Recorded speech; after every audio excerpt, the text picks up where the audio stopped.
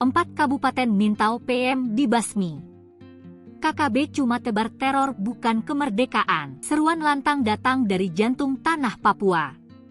Warga dari berbagai kabupaten seperti Yahukimo, Enduga, Intan Jaya, hingga Lani Jaya mulai bersuara keras dan tanpa ragu. Mereka menolak keras kekerasan yang dilakukan Organisasi Papua Merdeka, OPM.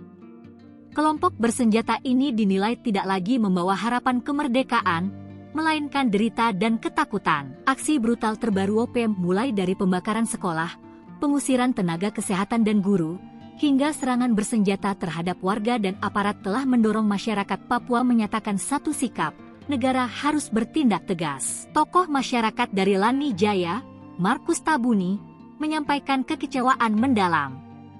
Dulu, kata Markus, OPM datang dengan wacana perjuangan.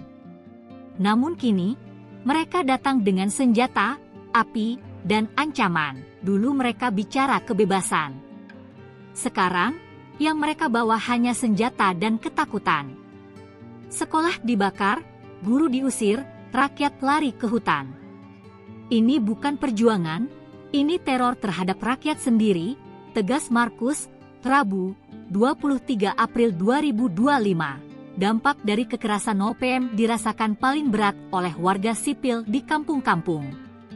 Anak-anak terpaksa putus sekolah, pelayanan kesehatan lumpuh total, dan warga mengungsi ke hutan demi menyelamatkan diri dari konflik bersenjata yang tak kunjung usai. Tokoh perempuan dari Wamena, Maria Heluka, juga angkat suara.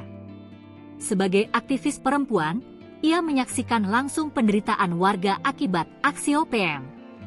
Masyarakat Papua kini tidak lagi diam. Para tokoh adat, pemuda, dan kelompok perempuan kompak menyuarakan satu tuntutan: hentikan kekerasan OPM, beri perlindungan nyata bagi warga.